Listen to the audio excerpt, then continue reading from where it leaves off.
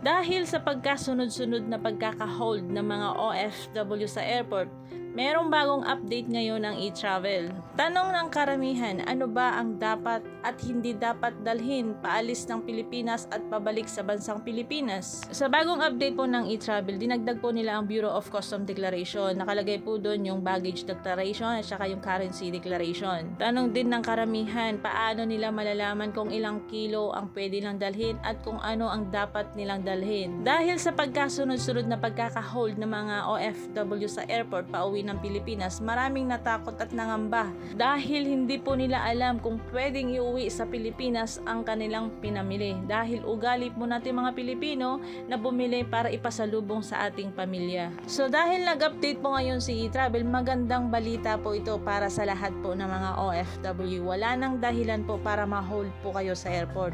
Kung hinold po kayo ng mga immigration, ibang usapan na rin po yun. Paalala ko rin po sa mga bumibili ng gold, itago nyo po ang inyong mga resibo. At saka yung mga bibili ng cellphone po para ipasalubong sa mga pamilya, kailangan po nakatago ang inyong mga resibo ng mga cellphone para pag once po nang hinanap sa immigration, kung sobra-sobra po ang inyong mga dala, meron po kayong mga ipapakita.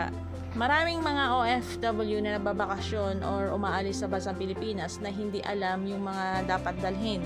Kasi kung mapapansin nyo po sa airport, wala naman nakalagay doon na kung ilang kilo yung dapat mong dalhin, kung ano yung mga dapat or hindi dapat dalhin. Kaya ang ginagawa ng iba para iwas hold sa immigration or sa airport, damit na lang ang dinadala nila, kahit anong klaseng pabango o mga gadget is hindi sila nagdadala. Ang ginagawa nila is bumibili na lang sila sa bansang pupuntahan nila. Yung mga magbabakasyon naman sa Pilipinas or pauwi ng Pilipinas, ang ginagawa po ng iba is 3 buwan bago sila umuwi, pinapakargo po nila ang kanilang mga pinamili or pasalubong sa kanilang pamilya. Paalala ko rin po sa mga nagpapakargo, marami pong cargo shipping company ngayon na mga scammer. Magpakargo po kayo ng inyong mga gamit sa mga legit or subok na ng maraming OFW. Panoorin po ang susunod na video kasi dito nyo po malalaman yung mga hindi dapat at dapat dalhin palabas at pabalik po ng bansang Pilipinas. Magdala ng extension cords at power strips sa kanilang carry-on baggage ang mga pasahero ng eroplano.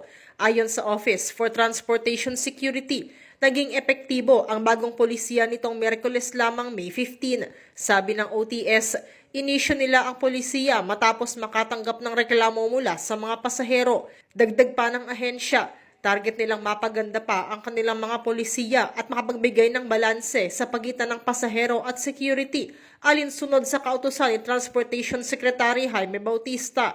Gusto ng kalihim na makapagbigay ng komportable, ligtas at affordable na biyahe para sa lahat. Bago nagkaroon ng bagong polisiya, nire-require ang mga extension cord na ma-check-in kung babiyahe sa eroplano. Pero nananatili pa ring bawal sa carry-on baggage ang firearms, mga matutulis na bagay, chemical, mga likido na lalagpas sa 100 ml ang lalagyan at toxic substance.